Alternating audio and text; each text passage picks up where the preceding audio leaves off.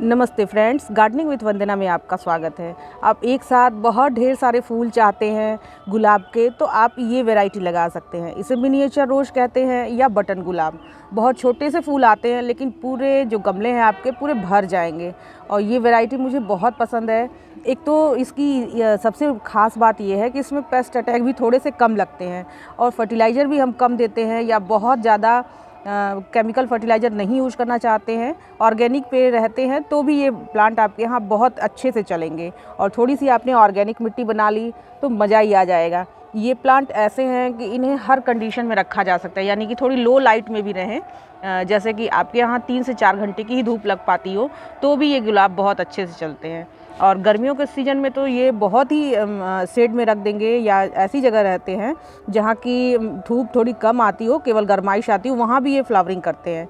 और पूरे साल लगभग इसमें फ्लावरिंग होती रहती है, थोड़ी थोड़ी करके। तो कई वैरायटियाँ हैं जिसमें कि फ्लावरिंग होती है और कई में नहीं होती है। तो ये जो वैरायटी है इसमें थोड़ी थोड़ी फ्लावरिंग होती है, पर फूल बहुत छोटे छोटे आते हैं। गुलाब के जो पौधे हैं और वैरायटी, इन्हें लेने का जो टाइम होता है वो बहुत अच्छा चल रहा है इस समय। नवंबर में, दिसंबर में, जनवरी, फरवरी, ये 4 जो महीने होते हैं, और यानी कि अक्टूबर से लेकर के फरवरी तक आप बहुत ही अच्छे अच्छे गुलाब आपको नर्सरी में मिल जाने चाहिए। हमारे यहाँ तो बहुत मिलते हैं गुलाब की वैरायटी केवल इन्हीं दिनों में। उसके बाद आपको अच्छी वैरायटी या अच्छे फूल नहीं मिलेंगे। तो आप अपने यहाँ की जो अच्छी नर्सरियाँ हों, जहाँ की प्लांट्स की वैरायटी बहुत अच्छी मिल जाती हो, वहाँ इस तरह के गुलाब आप ले सकते हैं। तो मेरे पास मिनिएचर रोज़ की लगभग 4-5 वैरायटियाँ हैं, जिनको कि मैं आज आपको दिखाने वाली हूँ। तो ज़्यादा देरी नहीं करते हुए इनकी केयर टिप्स की बात करेंगे, फर्टिलाइज़र की, मिट्टी की, सब कुछ बात होगी। तो ये चलिए वीडियो शुरू करते हैं। तो सबसे पहले तो मिनिएचर रोज़ की जो वैरायटी की बात कर लेते हैं। तो बहुत ढेर सारी वैरायटी में आते हैं। एक तो ये देखिए, ये पिंक वाले हैं। पिंक में भी कई पिंक आते हैं, ऐसा नहीं है कि एक पिंक मेरे पास भी 2 या 3 पिंक हैं। 2 हैं, ऑलरेडी 2 हैं। एक तो ये है, और एक और है जिसमें कि बहुत अच्छी फ्लावरिंग नहीं हुई है, अब कलियाँ अभी लगी हुई हैं, उसको भी दिखाती हूँ। ये वाले, इसमें कम से कम ये 1000-2000 फूल एक साथ आते हैं, और ये फरवरी तक अच्छी फ्लावरिंग करेगा। अभी देखिए इस तरह से, चूँकि मेरे यहाँ धूप बहुत तेज़ है, तो फटाफट से फ्लावर सूख जाते हैं, यानी कि ये देखिए कलियाँ भी थोड़ी थोड़ी सूख रही हैं। जो मेरे पास है उसमें एक ये पिंक वैरायटी है। देखिए ये स्ट्राइप रोज़ है, और मेरे व्यूअर इतने अच्छे हैं कि वो मुझे नाम भी बता दिया करते हैं। तो देखिए ये किसी व्यूअर ने मुझे ये जब फूल मैंने दिखाया था, तो उन्होंने कमेंट करके बताया था कि ये पिंक पॉइंट इसका नाम है। तो आपको आईडी दिखाऊं तो ये बिल्कुल सही है। ये देखिए पिंक पॉइंट इसका नाम है, अगर आपको अच्छे से दिख पा रहा हो। ये देखिए, ये पिंक पॉइंट इस पर लिखा हुआ है। अगले मिनिएचर रोज़ को दिखाऊं मैं तो कुछ इस तरह से है। इसकी पूरी फ्लावरिंग मैंने काट दी है, और इस तरह के इसके फूल आते हैं, दिखाती हूँ। ये देखिए, ये कुछ इस तरह से इसके फूल आते हैं। अभी अभी मैंने एक चीज़ देखी है कि ये देखिए फ्लावर की जो टिप है उसके ऊपर से ऐसे कुछ बीज बन रहे हैं, या क्या है।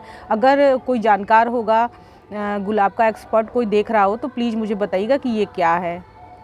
ये पता नहीं बीज बन रहे हैं या क्या है। मैंने अभी अभी देखा, हालांकि फूल मैंने तोड़ लिया है। और ये पीछे की टिप है देखिए, और ये फ्रंट पे ऐसे इस तरह से बीज टाइप का कुछ लगा हुआ है। तो प्लीज़ मुझे बताइएगा कि क्या इसमें बीज भी बनते हैं क्या। अगले बटन गुलाब की बात करूं तो देखिए ये वाले हैं। इसमें भी बहुत ही अच्छी फ्लावरिंग होती है, और बहुत ही सुंदर से जो रेड कलर के फूल आते हैं इसमें, और ये ऐसे बंचेज में देखिए कलियां लगती हैं। इसे तो मैंने थोड़े बड़े कंटेनर में लगा दिया है, और ये जल्दी जल्दी बढ़ेगा।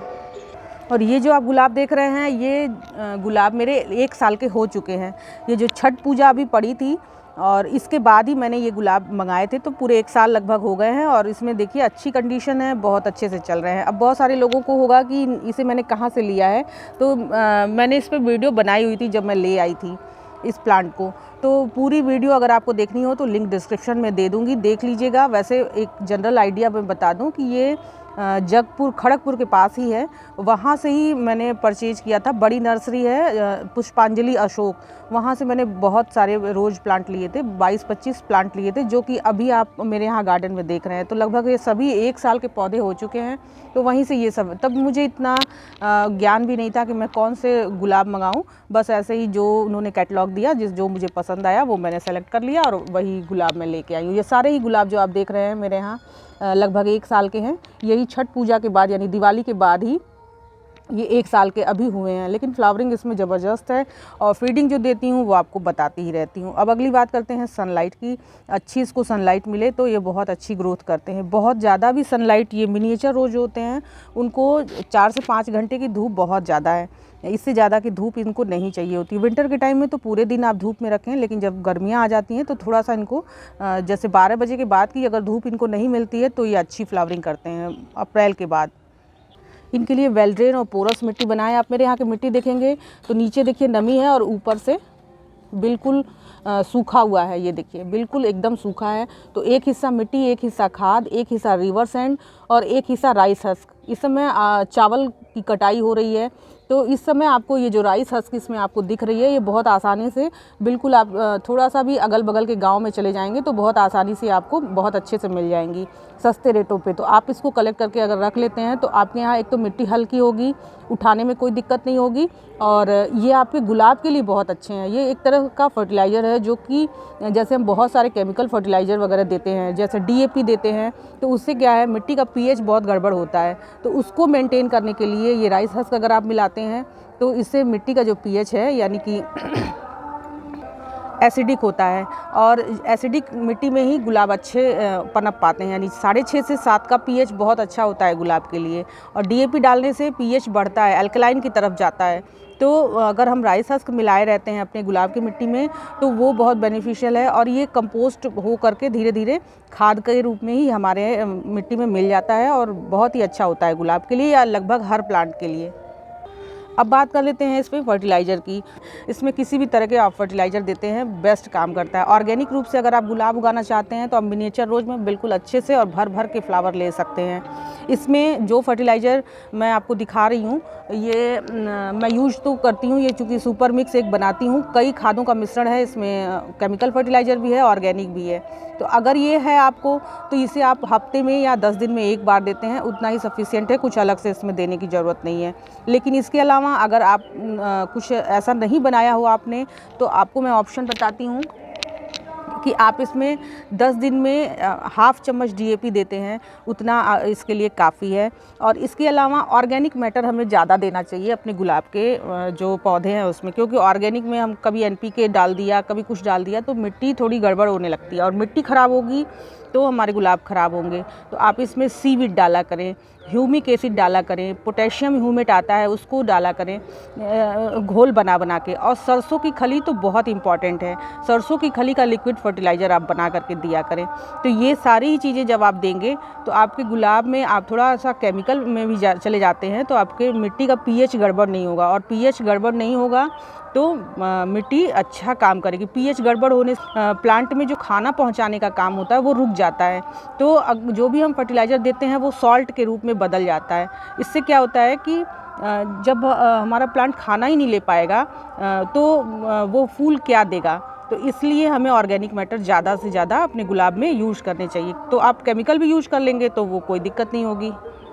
कभी कभी गुलाब की पत्तियां सफ़ेद होने लगती हैं, ये जो ग्रीन कलर है वो कम होने लगता है। तो 1 चम्मच एप्सम सॉल्ट 1 महीने में अगर एक बार आप अपने प्लांट में गुलाब के पौधे में देते हैं तो ये जो ये लीफ जो हल्की होने लगती है वो ठीक हो जाएगा पूरी तरह से। अब बात कर लेते हैं इस पे इंसेक्ट्स की। तो इंसेक्ट्स इस पे कम लगते हैं, जैसे अन्य जो हाइब्रिड गुलाब हैं उसमें ज़रा सी भी लापरवाही हुई तो वो पूरे कीड़ों से भर जाते हैं।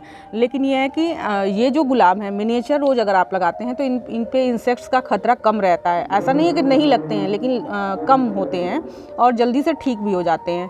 तो आप इस पे हर 10 दिन 15 दिन पे एक बार इमीडाक्लोप्रिड का छिड़काव कर देते हैं, या नीम ऑयल जो भी आप इस्तेमाल करते हो इंसेक्ट्स को मारने के लिए वो आप यूज करें, और बहुत ही अच्छे से आपके जो ये पत्तियां हैं ये देखते रहें कि कहीं सिकुड़ तो नहीं रही हैं। ऐसे कटोरी नुमा ऐसे पत्तियां मुड़ जाती हैं तो वो नहीं होना चाहिए हमारे गुलाब के पत्तों में। पत्ते हेल्दी रहेंगे तो फूल भी आएंगे। मिनिएचर रोज़ के बारे में लगभग पूरी जानकारी मैंने आपको दे दी है। इसके अलावा भी कुछ रह गया हो, आपकी कोई क्वेरी हो तो आप मुझे कमेंट बॉक्स में ज़रूर बताइएगा।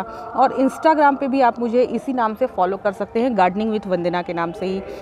उस पर भी आप अपने जो पौधे की पिक है उसको भेज सकते हैं और पूछ सकते हैं सवाल अपने।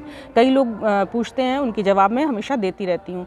तो आप सब भी, मैं इतना बता नहीं पाती हूँ, भूल जाती हूँ वीडियो के भीतर कि इंस्टाग्राम की आईडी भी आपको बता दूँ, ताकि आपको कोई दिक्कत हो या आपको कोई प्लांट की पिक भेजनी है, कोई आप क्वेश्चन तो पूछ रहे हैं, मुझे समझ नहीं आ रहा है, तो आप पिक भेज देंगे तो मैं समझ लूँगी और उसकी रिक्वायरमेंट के हिसाब से आपको सलाह दे पाऊँगी। तो वीडियो अच्छी लगी हो, इन्फॉर्मेटिव लगी हो तो इसे लाइक ज़रूर करिएगा। मेरे चैनल में नए हो तो सब्सक्राइब भी कर लीजिएगा। नमस्ते फ्रेंड।